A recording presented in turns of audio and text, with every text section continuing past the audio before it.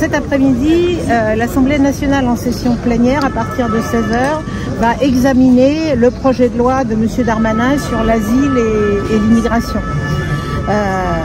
Ce projet de loi était ignomineux dès le départ, parce qu'il est dans une logique de pénalisation, de précarisation des personnes étrangères, y compris celles qui vivent en situation régulière sur le territoire. Et il a été profondément amendé pour le pire au Sénat, en attaquant les droits les plus fondamentaux des étrangers, avec l'exemple par exemple de l'aide médicale d'État.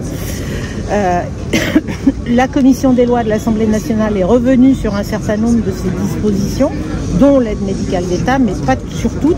Et donc il y a encore un certain nombre de choses qui sont inacceptables et qui resteront inacceptables, puisque nous sommes pour le retrait de l'ensemble de ce projet de loi. Concrètement, justement, pour vous, qu'est-ce qui est inacceptable dans ce projet de loi ? C'est la logique même du projet de loi qui est inacceptable. Ce projet de loi, il vise d'abord et avant tout à précariser les étrangers qui vivent sur le territoire, à leur rendre plus difficile l'accès à des titres de séjour.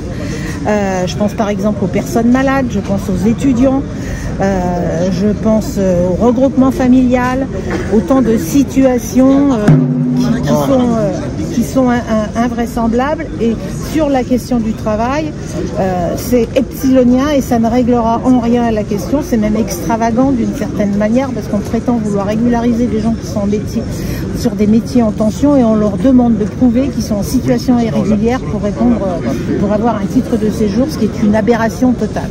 Nous, de notre point de vue, on est pour la régularisation de tous ceux et toutes celles qui vivent sur le territoire. C'est un objectif assez commun à l'ensemble des organisations qui travaillent sur ces sujets. Ce matin, Rachida Eresh, qui est journaliste à Libération, pointait justement l'impact social qu'aujourd'hui l'immigration a dans notre société, avec des militants et des bénévoles associatifs qui s'investissent dans des structures, on a parfois 8 à 10 000 personnes. Est-ce qu'on a aujourd'hui un politique ou un pouvoir politique qui nie tout impact social d'une action pour l'immigration? L'impact social positif? Tout l'impact social positif fait par les associations. Est-ce qu'on n'est pas en fait sur des politiques qui sont dans une négation totale de ce qui se passe dans la société française aujourd'hui?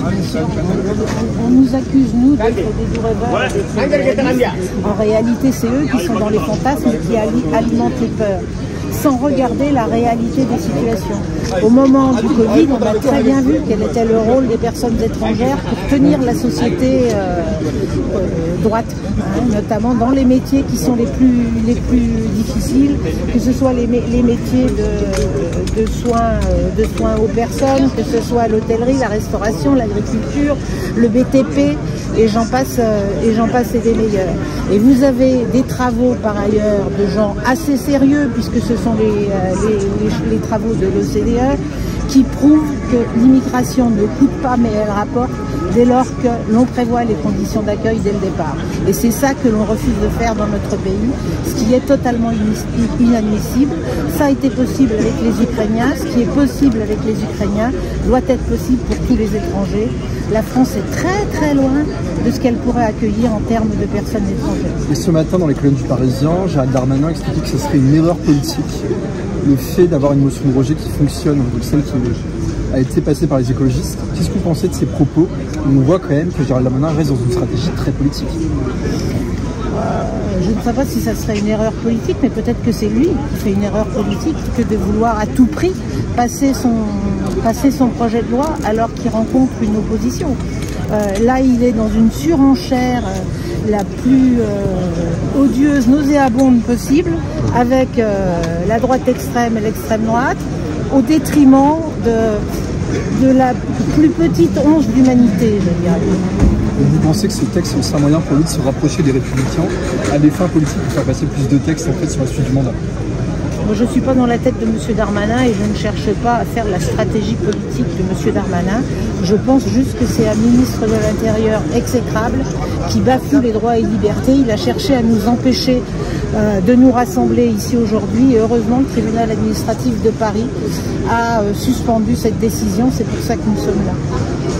Et moi, une question, comment vous qualifiez les conditions de vie des travailleurs? Je pense à ceux qui ont travaillé sur les chantiers des JO, ceux qui travaillent à Chronopost. Comment vous qualifiez ces conditions de vie? Les conditions de vie de ces travailleurs sont des conditions de vie qui sont complètement indignes. Je vais vous donner l'exemple de ce qui se passe ailleurs. L'Espagne a régularisé 600 000 personnes. Un résultat, ça a permis l'augmentation des salaires sur l'ensemble du territoire. Donc quand on garde dans la précarité des travailleurs, quelle que soit leur nationalité, on tire la situation, les conditions de travail et les salaires des travailleurs vers le bas. Je vais demander à Marie-Christine Vergiat de la carte d'APD si vous pouvez vous rapprocher pour entamer ce rassemblement et ces prises de parole. Et puis aux organisations qui souhaitent prendre la parole de se rapprocher de la tribune de manière à ce qu'on puisse distribuer la parole progressivement aux organisations et bien sûr aux parlementaires qui nous rejoignent progressivement. Bonjour à tous et à toutes, merci d'être là. Donc nous sommes là, le collectif Unis contre l'immigration jetable qui regroupe plus de 400 organisations soutenues par les plus grandes associations qui travaillent pour le droit des étrangers. Je ne vais pas toutes les citer parce que je vais en oublier, donc, mais vous avez dû recevoir leur invitation. Nous sommes là parce que cet après-midi démarre l'examen à l'Assemblée nationale du projet de loi Asile, Immigration que M. Darmanin cherche à faire imposer envers et contre tout depuis l'été dernier. Quand je dis l'été dernier, c'est pas 2023, c'est 2022. Ce projet de loi qui était déjà assez indigeste, je dirais, a été encore renforcé, durci dans une logique sécuritaire de rétrécissement, de mise en cause de tous les droits des étrangers, quelle que soit leur situation sur le territoire, avec la mise en œuvre de la double peine, avec le rétablissement du délit de séjour irrégulier, avec la suppression de l'aide médicale d'État et bien d'autres choses. Mais la commission des lois de l'Assemblée est loin d'avoir remis en cause tout ce qui n'allait pas dans ce projet de loi, notamment sur la question du séjour des personnes malades, la question des étudiants, et le regroupement familial et bien d'autres choses. Donc nous voulons rencontrer les parlementaires et continuer à dire haut et fort que ce projet de loi est inacceptable et que nous en demandons le retrait, pur et simple.